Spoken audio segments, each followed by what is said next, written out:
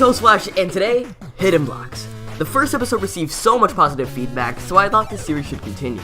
In fact, I already have 2 more episodes planned out, and one of them is this one. So that's what we're doing today. Sometimes when a game is released, a lot of content is either cancelled, scrapped, or cut. Some bits lost completely. However, sometimes if you dig deep enough, you might just discover some of the hidden blocks.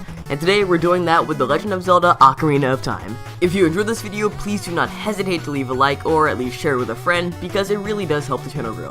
Anyway, long-winded intros aside, why don't we get right into it.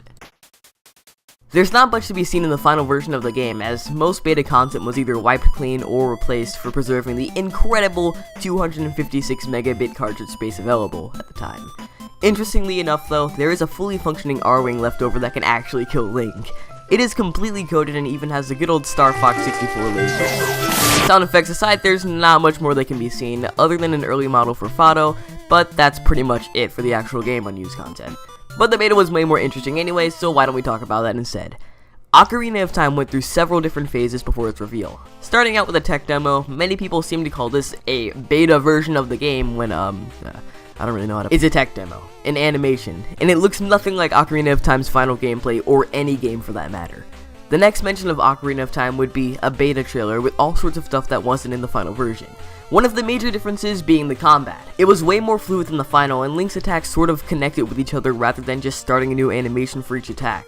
I think that this style would have worked much better than the version in the final. There was also some really weird stuff with the cameras, sometimes going noticeably farther out or just going very low while Z-targeting, getting that aesthetic angle so we can see Link's ass. An even bigger cut feature was Link's ability to not only jump, but have a double jump as seen right here. This would have drastically changed the gameplay in puzzles, and maybe even to resemble Breath of the Wild's a little bit more. Some minor changes were some textures and run cycles, but you probably want some of the good stuff. The really good stuff. Zelda Ocarina of Time originally had a planned 64DD extension called Ura Zelda, for when the 64DD was actually going to be tangible instead of non-existent. The story goes that Ura Zelda was nearly complete when Nintendo decided to give the 64DD the cancel hammer and ultimately was unable to be released. But to keep the fans from pestering them, they released Ocarina of Time Master Quest, which we'll get into a later video, which they claim is Ura Zelda, but many speculate that it's just a bunch of rearranged dungeons, as the file size between the original and Master Quest is almost identical. Ura Zelda was supposed to add multiple new quests to the game, as well as increase dungeon and puzzle difficulty with new mechanics and enemies, and there was also plans for Link to have 2 new tunics as well. It would have been cool to see some of this stuff in action, although it's very unlikely that a project like this will ever see the light of day, because it's Nintendo, and that any remaining prototypes of the original DD are probably in a Nintendo dump buried under the ocean or in some Yakuza member's living room. Either way, it would have been nice to get something from this, but nothing seems to be surfacing from insiders, so maybe within time someone could possibly leak it.